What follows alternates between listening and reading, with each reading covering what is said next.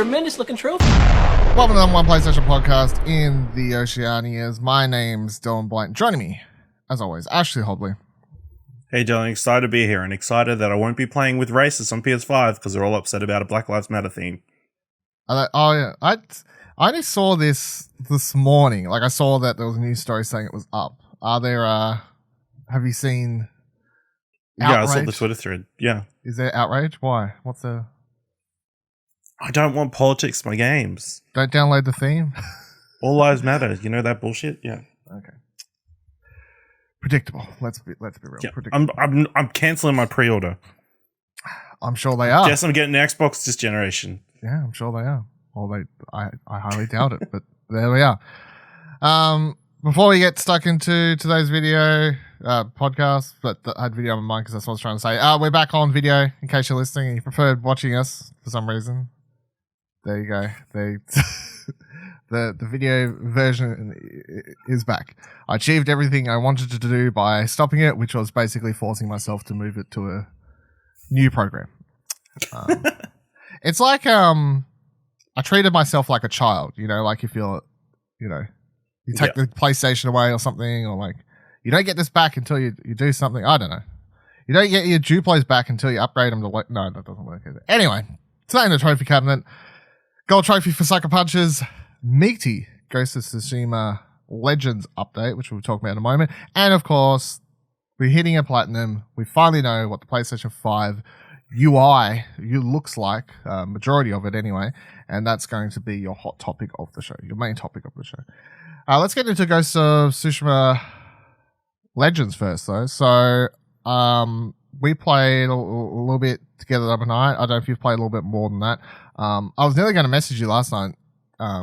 Originally, before I had to go to the fucking doctor's again, but that's a whole different subject. Yeah. Originally, before I felt like shit last night again, I was hoping to play more before recording today. But nonetheless, Ghost of Tsushima's big update is out. It's kind of two parts, I guess, depending on what you want to look at it. So the Legends part's the main part, which adds multiplayer in the form of 2-player, quote-unquote, story missions. And then also there's 4-player...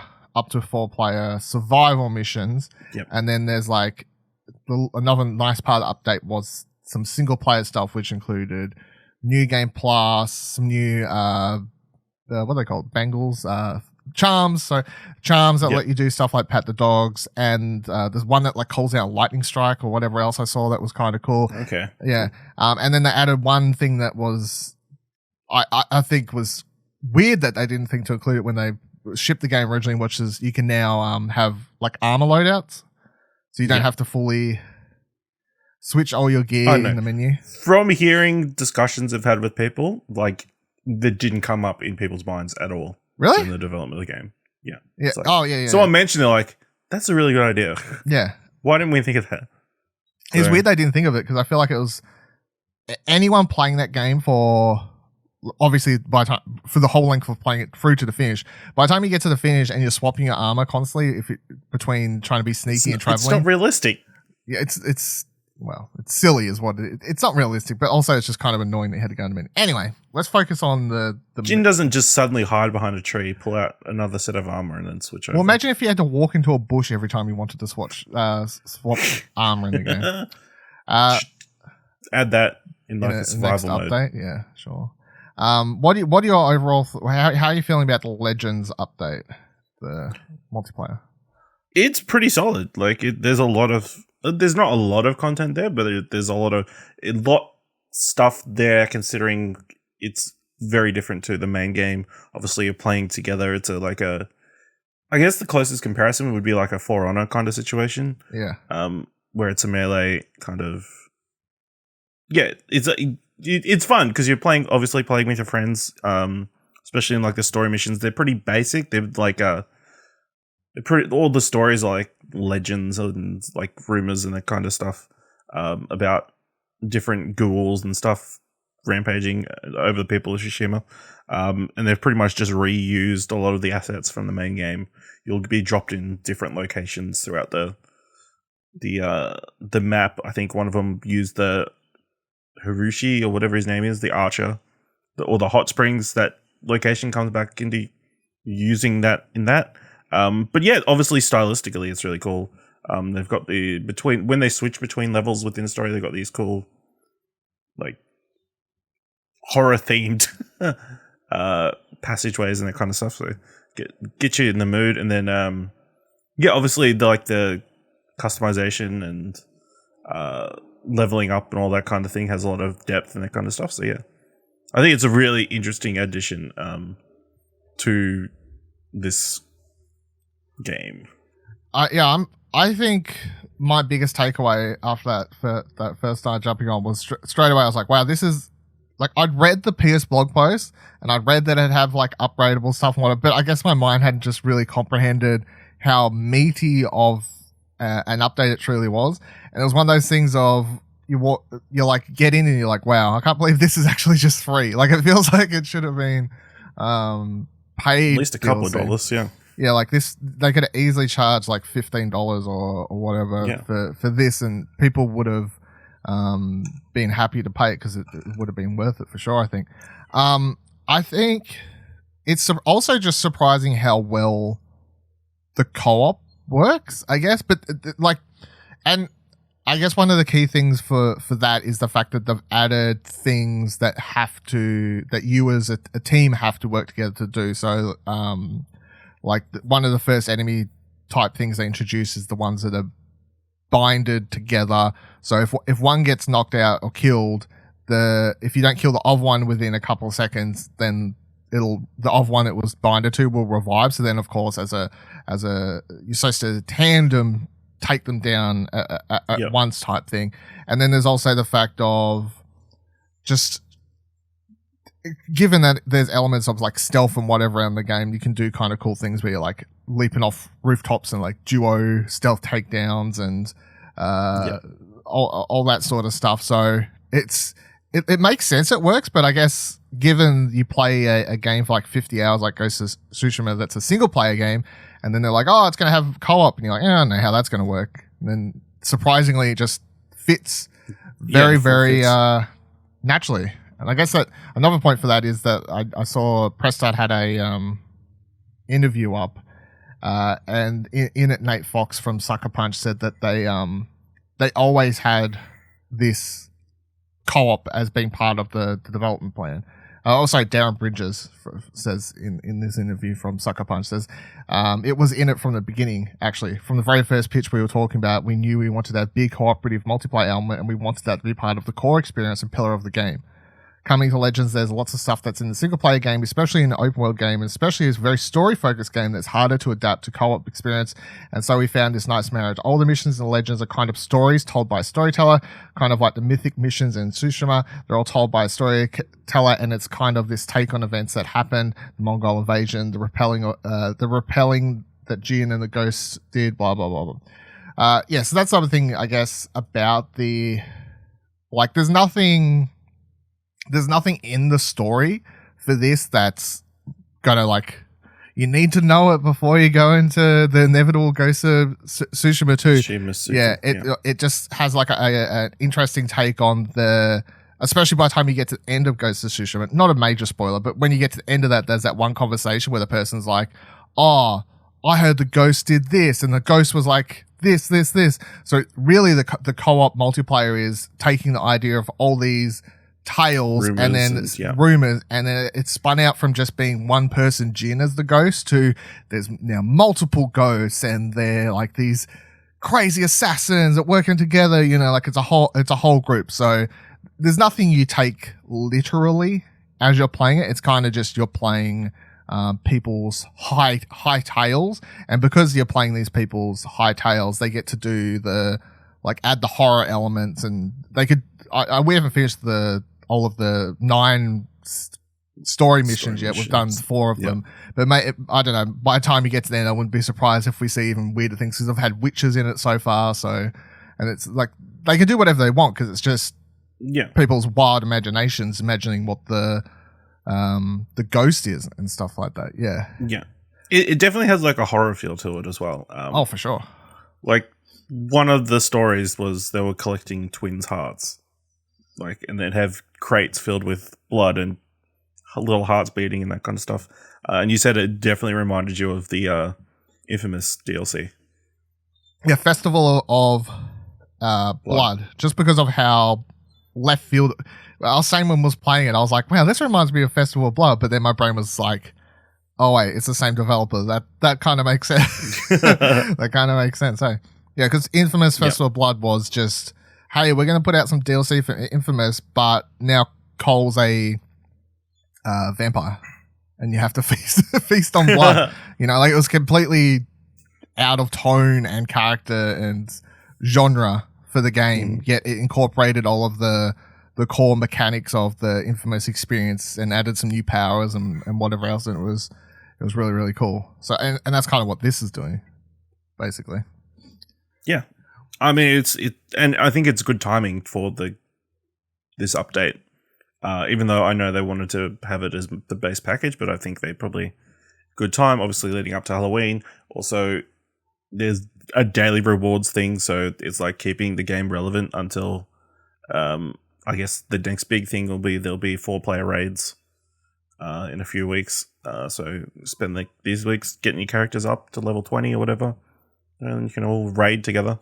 I guess they haven't set a release date for the raid yet, have they? No. So I presume it's going to come out after the PS5 at this stage. Probably.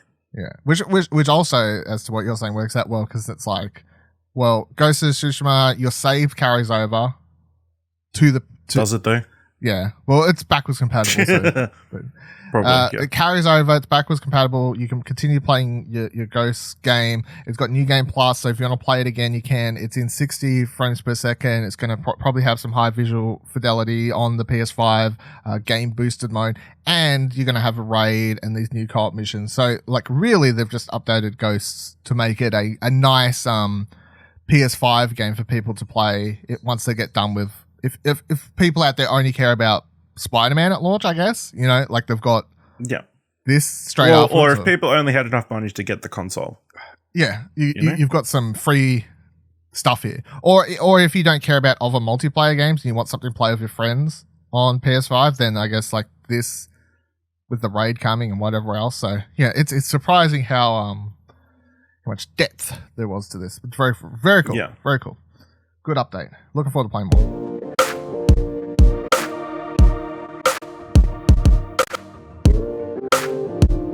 All right, so obviously, let's get into the big juicy bit, which was the PlayStation 5 UI was revealed on I can't remember. Was it like a Friday? Something like that? No. I don't know. It was like late last week. I can't remember. It's like Thursday. Thursday makes sense. They randomly they being PlayStation, they randomly just drop a state of play on us, and it's the UI in full. It goes for a little bit over 10 minutes. It doesn't give you everything. They're obviously still holding back on some like little key details here and there, but it does answer the major question of, well, what does it look like? Does it look like it'll run fast? Does it have that next gen quote unquote feel that everyone is obviously after? Sorry. So I've got we've got some dot points to run through here, but before we do that, what is your just overall thoughts on the UI? You liking it or? It's fine. It's fine. That all? Yeah, it wasn't like mind blowing or anything. I think there's a lot of stuff there that is interesting, but probably isn't going to be used. But that I feel like that's a story for any generation UI. They talk about all these cool features, but at the end of the day, we just keep using it the same way we've always been using it. Yeah, but I mean, it looks pretty, like the symbols and that kind of stuff. They've obviously done a good design job. Interesting to move the control center or whatever to the bottom of the screen, away from the left of the screen. I guess that makes interesting choice. Yeah, I mean, other than that, it's kind of similar-ish to the current PS4 system. I do like that there's going to be a separate media page, which seems to indicate there'll be more media stuff integrated, hopefully, in the PS5. Because you're someone who uses your PlayStation as your like media hub, aren't you? Yeah. Yeah. So if there's more apps on the PS5, that'd be great. Thank you. Yeah. I like it. I think I had my expectations. Like, I saw a lot of people, I don't know, I guess disappointed that it wasn't as mind blowing as maybe they expected. This is basically what I guess I expected. Like, they're not going to reinvent the wheel, because they've been using, if you actually look, they've been using basically the same system since the PS3. They just keep reworking it. Like, it's still always this sort of cross media bar system that they just constantly keep tweaking in ways to make it more user friendly and also pretty and whatever else. And that's what basically this is. You know, the PS3 was just a list of shit with icons you go up and down. PS4 was the same. You know, it's like PS5's the same, but just reworked or whatever. But there's lots of cool little things in here, and not all of them I think I'll use either, but I did think that even that stuff was cool, and you know, who knows, I could be using it in the future and I haven't even thought as to why I would use it. But so obviously the first thing they show off was the control center slash cards. They show off one of the cards is a recent news stories card. One of them includes recently saved media, which includes screenshots of videos, whatever else. And then the key point of focus was kind of how these cards will let you jump straight into a level, or I guess a mode in a game, or, you know, obviously these things are fine-tuned by the developer for the game, and the cards will let you jump straight into a place where it's, an example I use is Little Big Planet, where they're like, hey, you're 33% through this level, let's jump straight into that level, or you haven't found this collectible, click on this card. You don't have to like go through the game's menus and system to find that level, it just jumps you straight into that level and off you go to check it out, which is cool. And again, this is going to vary on a game by game system as to how well this is implemented and if it's actually even used. I think, and that's one of the key things for these cards that you got to talk about, which is that obviously they're using Little Big Planet, a first party title where it's got highly integrated, fine-tuned cards that they're using all of the features of the PlayStation, and I'd presume Spider-Man's going to be the same, and you know, Destruction All-Stars, which they bring up later, is going to be the same, etc., etc., etc. But then maybe you'll have some third-party games or some random indie games where the developer, for lack of time or effort or whatever, you know, it doesn't matter, that they maybe just chuck together the whatever they can. Because the other thing is, we obviously don't know how easy this is on the development side for developers to integrate, or is this complicated, or you know, what else. And then you can tie that into another one of these features, which is the fact that they bring up the videos where you can, if you're a PlayStation Plus member, where you can watch a walkthrough on how to find a collectible, and these are only for PlayStation Plus members, which again, obviously Little Big Planet, first party title, of course it's got all these videos integrated. I'd expect the same from Spider-Man on how to find collectibles or complete trophy stuff or whatever else.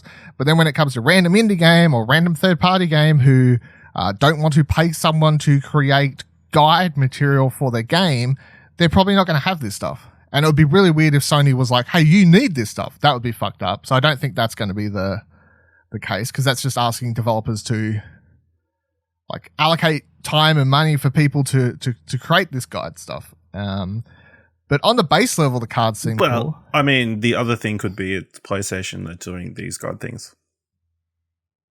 PlayStation, what? They could be doing these guide things, like post-release.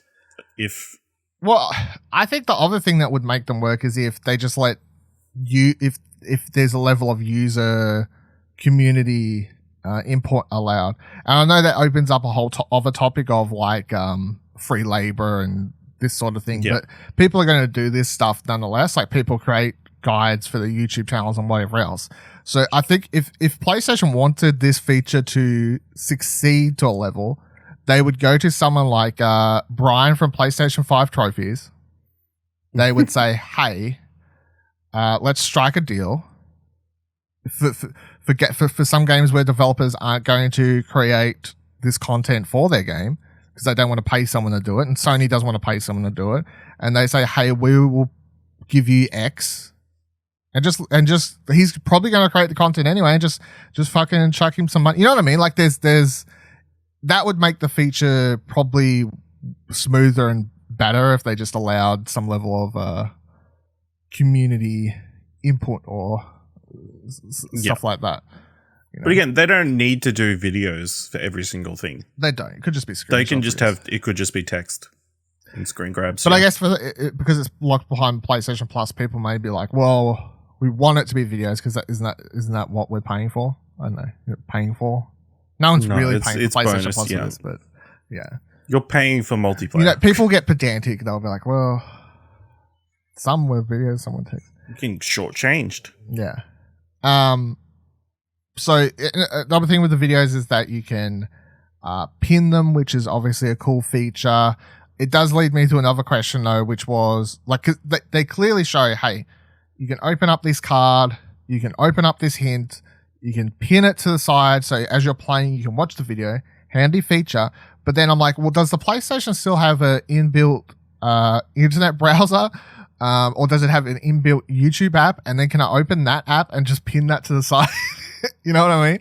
Like, will it let you just like pin YouTube to the side as you're playing a game?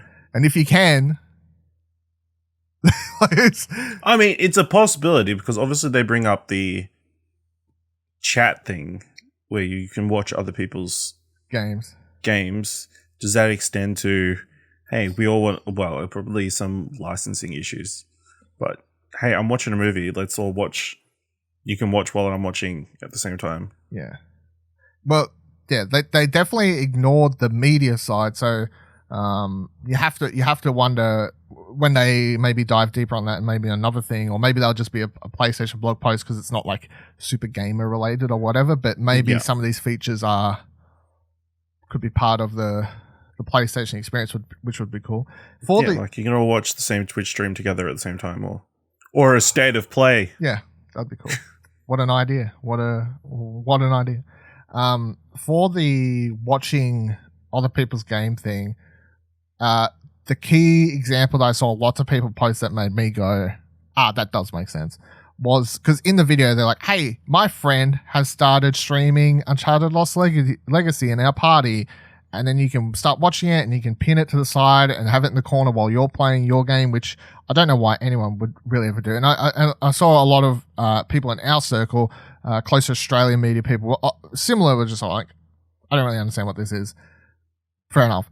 The one example I've seen lots of people on my Twitter post who are Destiny fanatics who were like, this feature is fucking fantastic, because they were saying anytime that they have a new player come in or a new friend and they want to do a raid with them for the first time who've never done a Destiny 2 raid, they always struggle to have to explain over just like party chat and be like, you need to go over here, you know, because those Destiny raids get quite intense and you got to do things pretty fast and the puzzle elements and whatever else. Yeah. And I saw a lot of Destiny players being like, this feature is great because it means that we can actually run someone through, or as I'm playing, I can go over and be like, you need to do this, then run back and do what I need to do, or, you know, like these sorts of things. It's much easier to explain when you can see what they're doing. Yeah, they can literally see you, like you're teaching them and they can see your screen at the same time. And I was like, that is actually a good example of where this feature would be used in quite a helpful way. But yeah, the example they use in the state of play, like, hey, just randomly watch your friend play Uncharted. I'm like, why would I want to watch? Why would I want to randomly watch someone play Uncharted in the bottom of the screen? Not for me. I mean, yeah. The other one that I thought of was like part Jackbox. Yeah. Yes. That would be another example of something that you could stream it. Yeah, that kind of stuff. So yeah, that is another good one. Yeah, and there'd probably be. I mean, I saw people bring up stuff like for other random co-op games. It could be handy, depending on games. You know, like we just can't really think of them right now. You know, like. Well, I mean, technically, you could do Apex. You could like pin your two teammates on the side or whatever. So you can see what they're doing. Yeah. Although it did seem like it was taking up a ninth of the screen. Rather than what they were doing with the the pin video where you sort of shrink your viewage and it's like on the side, but you might be able to do that. It's just that it didn't look like that. And then the other thing with this whole party chats thing was that they showed that all the chats they brought up in the video, they were nicknamed. I can't remember off the top of it, but they were nicknamed and they had like several different people's names in them and whatever else. And they keep pushing this narrative, and they say in the video they're like, parties are more than just, random voice chats with the PlayStation 5, and that's what they're trying to push. So this means that we could have an Apex group, name an Apex group, you, me, Buddy Watson, Radio Watson. That's one party, and then you can have a different friend group for playing different games, and you can name that something else. Like it kind of is how you have messenger chats set up, and you name the different things for different groups, and that's what I guess it is now on PlayStation. You'll be able to name them different things or whatever. That I'm hoping weird, getting nitpicky with the details, but in the video they show that the little circle thumbnail image for the group chat just had like all the people's display pictures just fitted in there. I'm hoping you can like Facebook Messengers customize that, or else I'm going to be like, damn, what a missed out a feature here. But yeah, so instead of like every time we go play Apex, it's like start a party chat, I invite you, I invite Buddy, blah, blah, blah. It would just have one voice, one party chat, and then whenever we want to play Apex, it's like you just ring that one chat, which for some people they may never use if they don't play lots of multiplayer games or whatever else. But for people who do play lots of multiplayer games, especially with different people and different groups for different games or whatever, that is a handy feature. Just to not have to set one up every time, and you can just have a long running chat and whatever else. So that is kind of cool, I think. It's and I guess that's the takeaway with this PlayStation 5 UI is it's lots of small details that matter to some people and not to others, and et cetera, et cetera, et cetera. So then later in the video, they jump into Destruction All-Stars, and it's worth pointing out this is our first, I guess, example of seeing a game actually boot up on PlayStation 5. Now, they never confirmed if it was from if that game was... We still don't know if PlayStation actually has proper, or whatever they're going to call it, like quick resume-like features. Like the Xbox. Like the Xbox has, yeah. I mean, it's easy to presume that surely they do. And I surely they could. Surely they could, and surely that means they do. But we don't know. So that means in the video, we don't know if Destruction All-Stars is booting from a quick resume state where it was already open in the background. I got the impression that it was booting up from the start. From the start, yeah. Purely because it popped up with the Sony symbol, yeah. But we don't know if their quick resume shows that every time or not. If they have a quick resume, you know what I mean? Like, because we don't know. Yeah. We're just basing on what Xbox's does, which maybe not the best example. But either way, cold or not cold, it's still fast.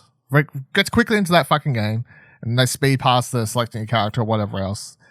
They do bring up a little bit of the new create button menu. So now when you click the create button, it kind of opens up I guess you call it like a viewfinder. So then you can take a picture or record a video or capture the last period of time. They did make sure to mention that your PlayStation will be recording in the background, and you will be able to capture periods of video like you can on PlayStation 4. Of course, they didn't mention if it's the same amount of period of the PlayStation 4 or it's longer. Like I have set mine to capture the last hour because I got the space. I don't know if I'll do that on the PS5. Maybe we won't have the space for that. I don't know. And then they didn't go too in depth on the create stuff. There has been rumors in the past about being able to add filters to your photos and all these different features. And I got the hint of that, especially when they go to share it later and they share it to a party chat and they say they could do some adjustments, but we're just going to share it straight away gallery, here. Yeah, so it seems like they could be adding stuff there. And then the other, I guess the other another couple cool takeaways was that back to the cards, fucking I lost my train of thought there.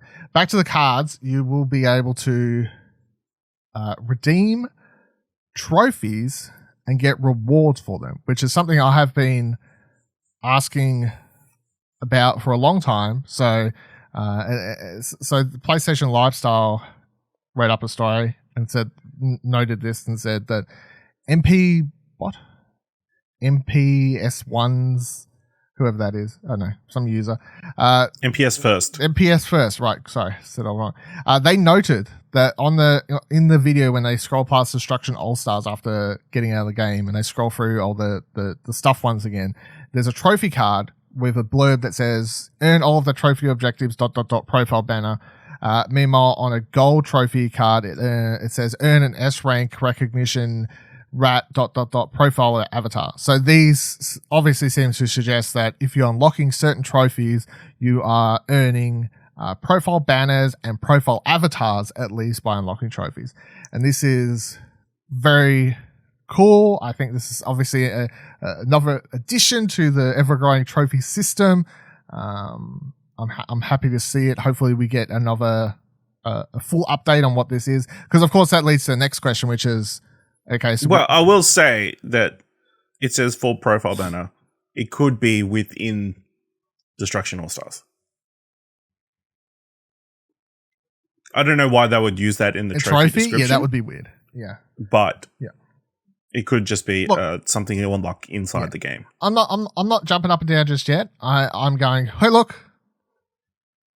It looks like it, but hopefully we'll get more confirmation on this soon, because if they are adding rewards to trophies, and one of those rewards is trophy banners that you can update, then yes, they need to announce that, hey, on PlayStation 5 you can change your trophy banner image alongside your display image, and whatever else, which would be cool, I guess. And that's the other thing with the cards. I saw a lot of people online say that I guess we're getting confused, saying that like they thought all of the activity cards were directly related to trophies, but that's not the case. The activity cards were simply game missions and mission things, and like I would presume there's a trophy in Little Big Planet for like collecting all the collectibles, but if there isn't, the cards could still help you find the collectibles even if you don't need them for a trophy. You know, like it seems activity cards are just their own thing. And then as I scrolled past, there was trophy cards.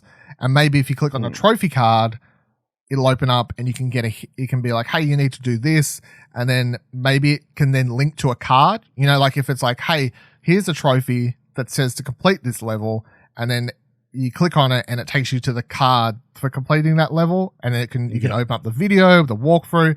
Maybe it's all just ecosystem linked together. I mean, again, we only got like 11 minutes. I feel like it's going to take a while to adjust and see how in-depth these card things are. On the card things, I hope we can like filter them. Like, as much as it's cool that these activity things are popping up, I'd like to like maybe hide them until such point as I want to bring them up. You know what I mean? Like once I jump into Sackboy's Big Adventure, I don't want like 50 activity cards to suddenly pop up on my screen. I mean, yeah, I don't know. Maybe you'll be able to. On the customization of the whole thing, I suppose that is like, so you're saying you would rather be able to like hide them into a point of view. Yeah. Good point. Maybe a lot of people would want to be able to do the same thing. But on that, just remind me to say that when they go down to the UI as a whole, so they drop down to the, like, here's what it'll look like when you boot the PlayStation up, cold boot menu, right? And you've got the icons are a lot smaller, like up the top, and you've got these massive kind of splash arts of the games as you scroll log them. They confirm that the PlayStation UI will be native 4K, which I feel like was a given, but it's nice anyway. So you're gonna have, if you have a 4K TV, your PlayStation, if you have guests over, you'll be able to leave it in the background, have some beautiful Ratchet and Clank art there or something, I don't know. But I saw a lot of people complaining about the size of the icons, especially from an accessibility point of view. So which is understandable, and I'm going to have to hope that maybe there is some level of like, hey, I need these icons bigger. I need these icons text change. You know what I mean? Like, because that is one thing that if this is stuff you never have to worry about, whenever people show off UI for stuff, you just go, cool, flashy things, I love it. But then for people who need, like, from everything from colorblind to, you know, anything else, it's like just something you don't think about if you don't have to, but then people bring it up and you're like, yes, that probably is a good point. I hope they do allow you to customize and change these levels of things. And then I guess one of the last things was simply that they have integrated the PlayStation Store app. So they confirmed that the PlayStation Store app is now directly part of the PlayStation. It's not something else that's just it's not like a separate. You're not opening up a separate app. Yeah, it's part of the whole user experience, which will mean that it'll run faster. It'll probably run faster anyway because of the SSD and whatever else. They just updated the PlayStation Store on the web. We both looked at it quickly before we started recording, so I guess that could give you an idea of how the new PlayStation Store will look like on the PS5. Didn't think to see if it's updated on PS4. I don't think it was though. I think they said it was web and PS5 only, but nonetheless. Interesting. You can pre-order PS5 games on the web right now. Oh really? Are they up there to pre-order? Yeah. Yep. There you go. You can pre-order your. I mean, you can do it. So if you want to spend $160 pre-ordering the Ascended edition of Godfall, go ahead. Go ahead. You can do it. I will say the PlayStation. What do you think of that PlayStation Store, the web update? I think it's a lot cleaner. Yeah, it looks pretty. I don't. Yeah. That's about, yeah, I mean, it's not major. Yeah, it'll take a while to get used to like. Yeah. Finding stuff that you used to. Yeah. Well, we're used to the same PlayStation Store since forever. You know. Yeah. Like I've been going to the same PlayStation, like apart from slight tweaks here and there. I remember going to the same PlayStation Store to buy fucking PSP games, and it was basically the same, you know, like through the web. So it's always been the same. I like it. It looks a lot sleeker. It's interesting. Again, it's all icons. Like there's no text. Yeah. So I think that's like an accessibility issue as well. Yeah. You know what I mean? Yes. It potentially would be, yes. And I did not think to obviously look, but I don't know. But again, I don't know if at least if it's through web, maybe there's different like extensions you could have to help. You know what I mean? I don't know. Maybe. I don't know. I'm just throwing it out there. Whereas I was just saying because compared to like obviously PS5, you can't just randomly install a potential Chrome extension that can help with text or like image display the source image text of the image or something like that. I don't know. Yeah, I mean, I think that's it. Is there anything else there from the UI that you can think that we've not really, you know, just give us more. Let us know how the create stuff works. That kind of stuff, yeah. How easy is it going to be to start up like one-off chats? I feel like is the other thing, especially given all the changes to party chats this week, that kind of thing. So, yeah, well, we'll wait and see, I guess. Let's go straight to that then. So Push Square writes, Sony looking into feedback on roundly criticized PlayStation 4 party chats. So Sammy Barker writes, to be fair, Sony, we can see what it's trying to do with parties on PlayStation 4 and PlayStation 5.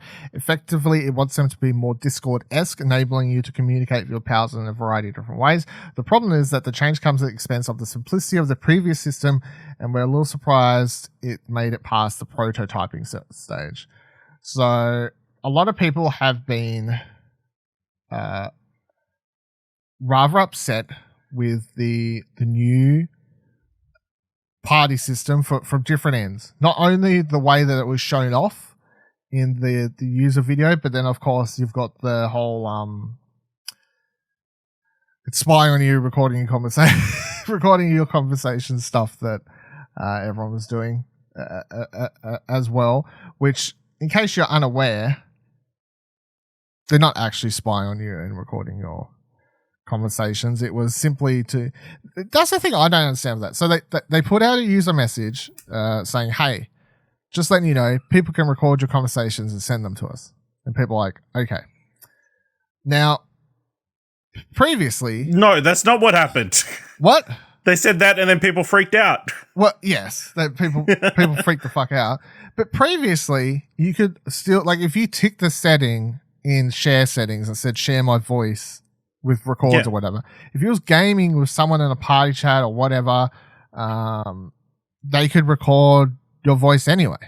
So I don't think they'd ever put it in writing that people could record you, I guess. I don't know. Like, to me, it felt like they was covering their ass. Or was it the specific part of, hey, people could record you and then send it to us in case you say racist shit? But at that point, I was still very confused because I'm like, but you have to choose to share your voice, and then you have to be in a party chat with a friend, and then if you're saying a bunch of racist shit that your friend disagrees with, then why are you using a party chat? And why is he? You know what I mean? Like, it just seems. Why is you your friend? Yeah, why is he your friend? Like, there seem like so many weird variables to get to the point where someone records your chat and then sends it to PlayStation. I'm like, when would you end up in a random party chat with someone you don't know? I don't know. You know, like I didn't really understand the kerfuffle. It's to cover FBI informants, you know, undercover agents who are talking to terrorists over the PlayStation network in party chat.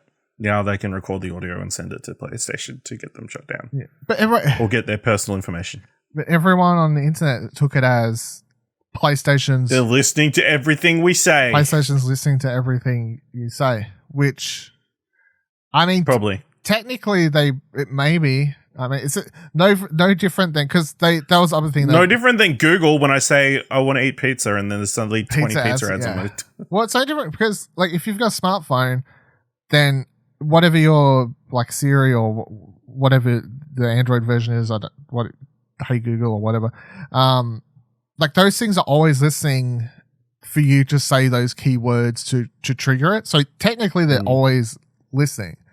And then another thing I forgot to mention they did say that PlayStation 5 DualSense controller will have like the microphone. So like when you open up and you want to tweet out a picture, you can just it has voice dictation. So is it always listening? Maybe. Like, but I don't know if I don't know if it says something about the year and time. You know what I mean? Where I'm just like, I don't care. Like, I just expect everything. Everybody's listening to me. Privacy is dead. Yeah. I mean, if you have a house or like objects that are smart, I feel like you just accept that things are always listening to you, right? No? Yeah. Kind of. Anyway, yeah, pie chats. Everyone's angry about that one for some reason. One thing I did see. So Digital Foundry confirmed. Not a major story, but I did think it was worth noting. Digital Foundry thought to ask Sony if you'd be able to play PlayStation 5 discs without having to do an update, and Sony confirmed that is a yes, which is nice to know because, like Digital Foundry asked from a point of view of, what do you call it, like creating video game libraries and wanting to be able to. You know, like, can 20 years from now, if you hook up PlayStation 5, can you, like, put in a disc without the internet and still be able to play it, blah, blah, blah. Because the key example they used in their video, I watched the Digital Foundry video, is they recently put Assassin's Creed Unity, the disc, into the Xbox Series X, and that was the first time that game has been able to hit 60 frames per second, which is apparently what the original printed on disc version was set to try and target. Of course, it never got close to reaching it when it originally launched. And then because that game was such a mess that all the patches it received thereafter trying to fix the game, eventually it got patched to a point that it was like locked to 30.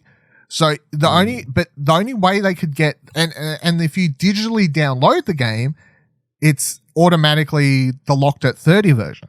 So they were saying if they didn't have that Assassin's Creed Unity disc, they wouldn't have been able to put it into their Series X and discover the fact that that game now plays at 60 because it just reads the source gold code on the disc, which was an interesting. I thought it was really an interesting video, an interesting thing of like how something so long ago was printed onto a disc. And only now, a whole fucking generation later, is it finally reaching the capabilities it was originally trying to do. But nonetheless, yes, you will be able to take your PlayStation 5 to your fucking grandpa's house in the middle of buttfuck nowhere where he doesn't have the internet, and you can play the discs without having to download updates. It's fine. A weird story, Sony said, PS5's fans will be adjusted with firmware updates, which is a fucking title, which is a headline. So, Pushware writes, Sony invested heavily in the PlayStation 5's cooling solution, which fuses an enormous heatsink with liquid metal and one ginormous fan to keep the console running efficiently. Speaking to 4gamer.net, as translated by Reset user Allscar, PlayStation's Yoshiro Otori revealed that optimizations will occur post-launch as well, with the system's fan able to be adjusted with firmware updates, saying, quote, various games will be released in the future and data on the APU's accelerated processing unit, behavior in each game will be collected. We have a plan to optimize the fan control based on this data. He then further context from 4Gamer adds that PS5 has three temperature PS5 has three temperature sensors on the main board to control the fan speed based on the internal temperature of the APU and the highest temperature of the three temperature sensors. These fans control parameters will also be updated via online updates. So in theory, Pushware writes, Sony can turn the fans down depending on how the majority of titles perform, or even increase the systems if they start running hotter under certain conditions. This is weird but cool, I guess. You know, like literally boom, boom, boom, boom, boom, boom, boom. To me, all this says, this just reiterates, I guess, the major takeaway. If you watch that PlayStation 5 teardown video, it's like the most obvious thing in the world that Sony's, when they were building the PS5, was like SSD, number one, number two, cooling. Because everything about the way that console is designed, from the look, the shape, the parts, everything, is them looking at the PlayStation 4 going, that was a struggle, hey. And then let's never deal with that again. And then they got like obsessed with trying to keep everything as cool, because it's everything. And I guess this is part of their plan, which is good, because it means that hopefully, if they're able to make adjustments like this through updates, which is a cool feature, which, by the way, it does mean, I guess, when maybe you turn your PlayStation on, surely you'll have to accept or opt in to have your data, you know, like your console data shared to Sony, or they're just going to take your data anyway. I don't know, but I don't care. But I know some people obviously will get like, oh, they're stealing my data. It's cool that they got this, because it means that as we continue through their generation, if you get further into the PlayStation 5's life cycle and more intense games get developed or whatever else, your console isn't going to suddenly blow up from being overheated, because they'll be able to adjust these things and do whatever they need to do on the go, which is cool. So two quick stories to finish up here. First one, Sony apparently has now said that PlayLink games are playable, which I was like, I don't believe you, but sure. So they tweeted, the Sony XDev Europe account tweeted, we've had a couple of questions about our PlayLink games on PS5 via backwards compatibility, and we confirm that they are indeed playable.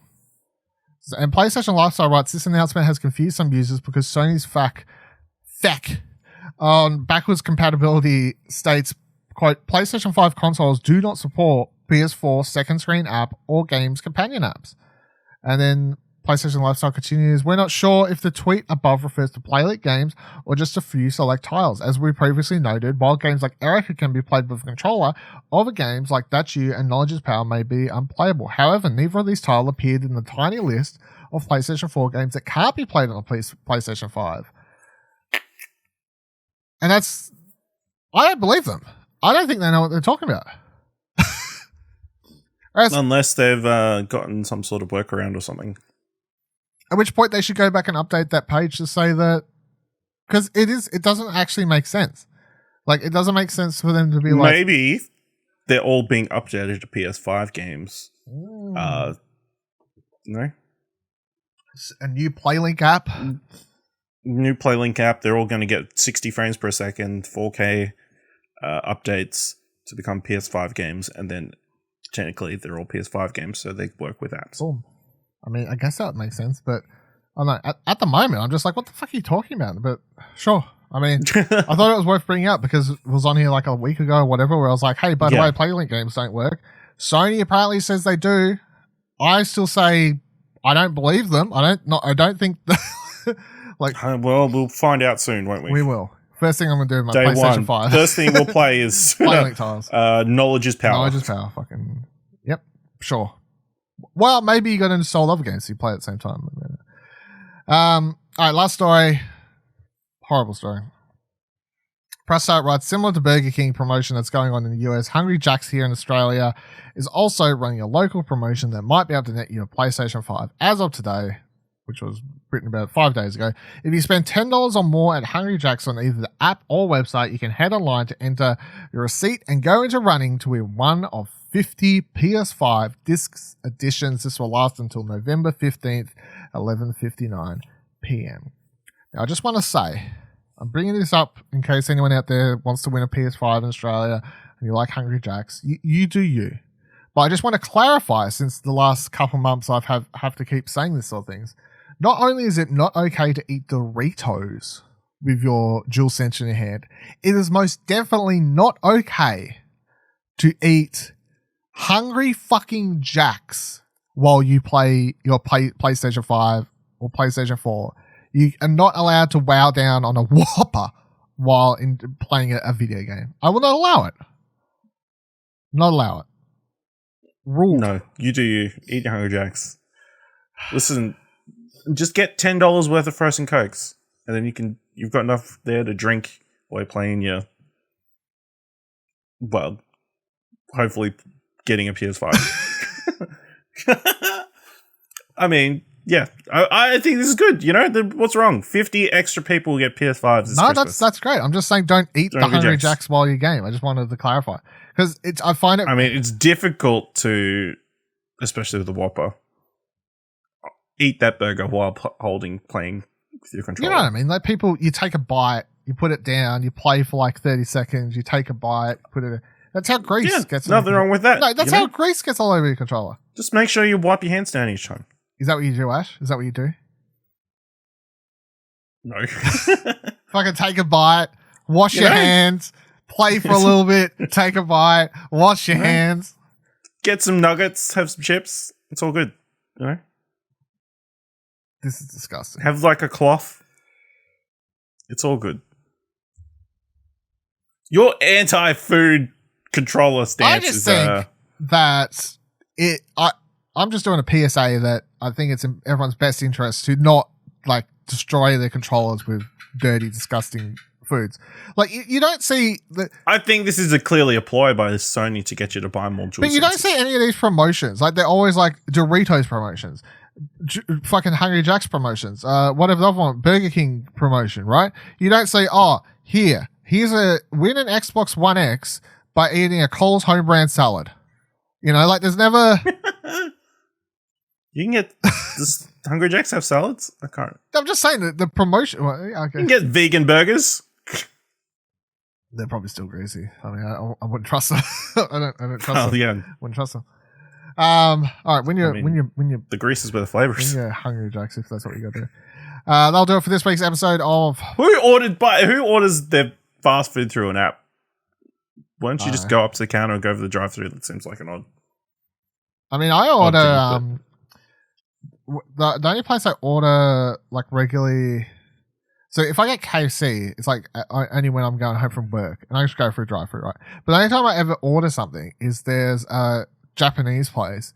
If I get like sushi, but I order that for Uber Eats and just do pickup. Does that count?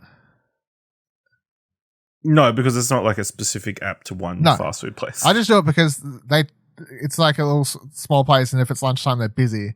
So, like, saves lining up. There you go. Smart. In case you didn't know that, you can use the Uber Eats app and order pickup. Not Uber Eats, I was talking, but the small business. What? I said support small businesses. Yeah, small Uber. Yeah. Not Uber Eats. Well, Uber doesn't get a cut. Like, there's no surcharge. I don't think so. Well, if they're not charging you, they're charging the restaurant. I probably wouldn't eat there as often if I couldn't order through the Uber Eats app, though. Yeah, it's a conundrum. That's all for this week's episode of Platinum Explosion. Don't forget you follow us on Twitter by heading to explosionnetwork.com/Twitter. Suggest topics or send in questions for the show by emailing explosionnetwork.com with the subject line Platinum Explosion. And until next week, remember that every trophy counts, because they now earn you profile banners and stuff apparently. So there you go. That's exciting. Listen, the PS5 is better at Hungry Jack's.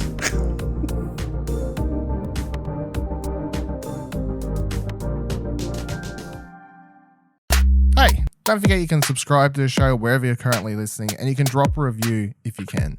Find more great shows like this and more content over at explosionnetwork.com, and please consider supporting us for as little as $1 over on our Ko-fi page by heading to explosionnetwork.com/support. Thanks for listening.